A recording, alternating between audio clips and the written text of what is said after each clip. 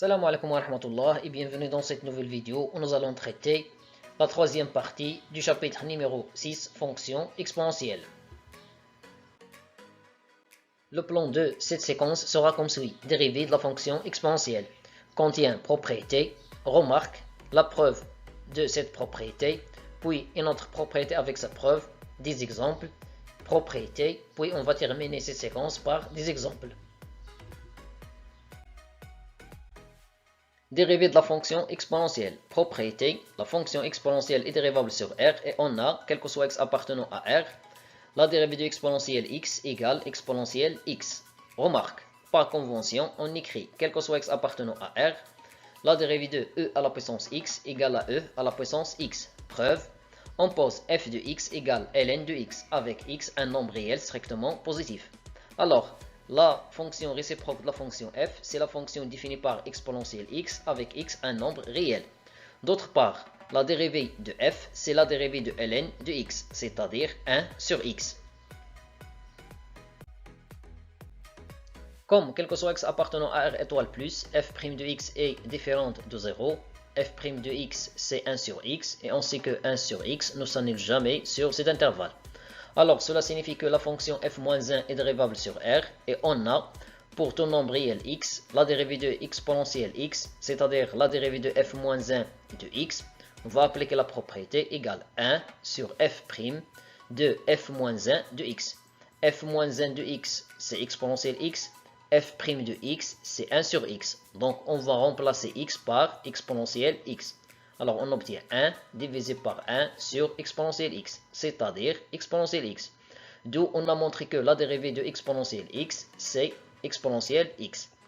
La deuxième propriété, soit une fonction dérivable sur un intervalle i de r, alors la fonction définie par exponentielle u de x est dérivable sur l'intervalle i, et on a, quel que soit x appartenant à l'intervalle i, la dérivée de exponentielle u de x égale u' de x fois exponentielle u de x, avec la fonction définie par u' de x et la dérivée de la fonction u de x. La preuve, on pose quel que soit x appartenant à l'intervalle i, f de x égale exponentielle u de x. Donc, quel que soit x appartenant à l'intervalle i, la fonction f, c'est la composée des deux fonctions u et exponentielle.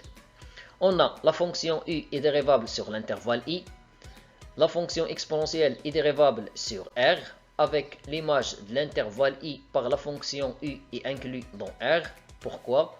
Car l'image d'un intervalle par une fonction continue est un intervalle, et on sait que tout intervalle est inclus dans r. Alors, cela signifie que la fonction f est dérivable sur l'intervalle i.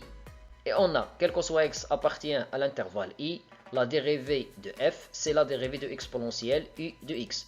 On va utiliser la propriété, la dérivée de la composée de deux fonctions, g rond f' égale f' de x fois g' de f de x.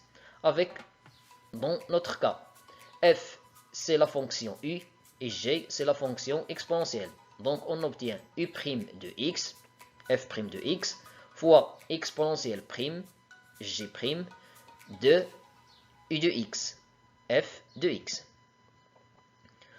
On sait que la dérivée de exponentielle, c'est exponentielle, alors on obtient u' de x fois exponentielle u de x. C'est-à-dire f' de x égale u' de x fois exponentielle u de x. Des exemples. Le premier cas, calculons la dérivée de la fonction f définie sur R par f de x égale exponentielle x au carré plus 1. On a la fonction définie par x au carré plus 1 est dérivable sur R car c'est une fonction polynomiale. Alors la fonction f est dérivable sur R. Et on a, quel que soit x appartenant à R, la dérivée de f égale la dérivée de x au carré plus 1 fois exponentielle x au carré plus 1. La dérivée de x au carré égale 2x, la dérivée de 1, ça fait 0. Alors on obtient f' de x égale 2x exponentielle x au carré plus 1. Le deuxième cas, calculons la dérivée de la fonction f définie par f de x égale exponentielle x moins 1 tout divisé par x moins 2. Tout d'abord, déterminons l'ensemble de définitions de la fonction f. On a l'expression de f. Alors f est défini si et seulement si x moins 2 est différent de 0, puisque cette expression se trouve au dénominateur.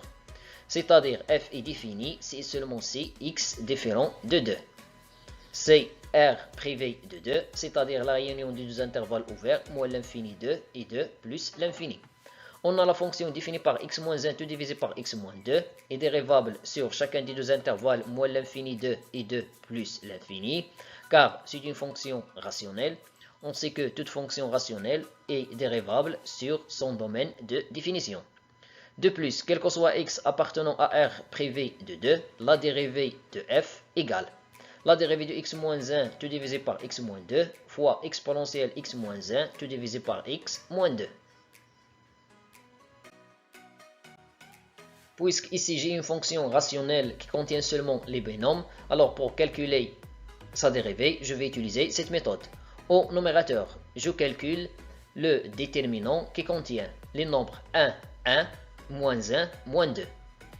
Le dénominateur, je prends le carré de l'expression qui se trouve au dénominateur ici.